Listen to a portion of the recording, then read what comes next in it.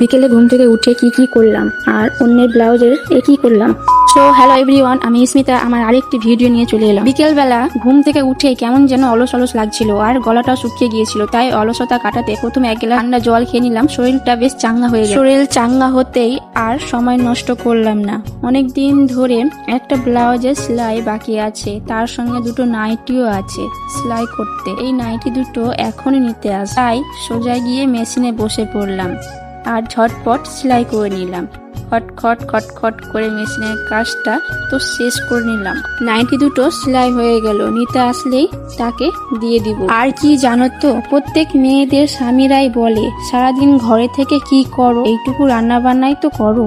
তো আমি ওই স্বামীদেরকে বলতে চাই, প্রত্যেক মেয়েদের ব্লগগুলো দেখো, তারা কি করে, এইটুকুই ব্যাস। যাই হোক, কিন্তু এই যে ব্লাউজটা হাতে দেখছো, এই ব্লাউজটার কিছুটা কাজ বাকি রয়ে গেছে। ঘরের ভেতরে আর বসে থাকতে ভালো লাগছিল না, তাই ভাবলাম বাকি হাতের কাজটা ছাদে গিয়ে করা যাক। তাই ছাদের সঙ্গে সঙ্গে চলে এলাম। তার সঙ্গে আমার ছোট্ট সোনাকেও নিয়ে এলাম। বিকেলে মিষ্টি হাওয়াতে ও একটু খেলাধুলো করবে। ছাদে গিয়ে হঠাৎ নজরে পড়লো আমার ছেলের হাতের নখগুলো বেশ বড় হয়েছে। বাচ্চাদের নখ বড় রাখা একদম ঠিক না, তাই নেল কাটারটা দিয়ে ঝটপট ওর নখগুলো কেটে নিলাম। সঙ্গে সঙ্গে নিজের নখগুলো একটু পরিষ্কার করে নিলাম। নখ কাটা শেষ করে এবার আসল কাজে হাত দিলাম। এই যে বোতামগুলো দেখলে, কাপড়ের টুকরো দিয়ে সেগুলো ব্লাউজের জন্য সুন্দর সুন্দর ঘরোয়া বোতাম তৈরি করে নিলাম। দেখো, সুন্দর করে কাপড় কেটে কাপড় বেঁধে কত সুন্দর করে বসিয়ে নিয়েছি। দেখো, সেই জায়গাতে 4টা বসিয়েছি।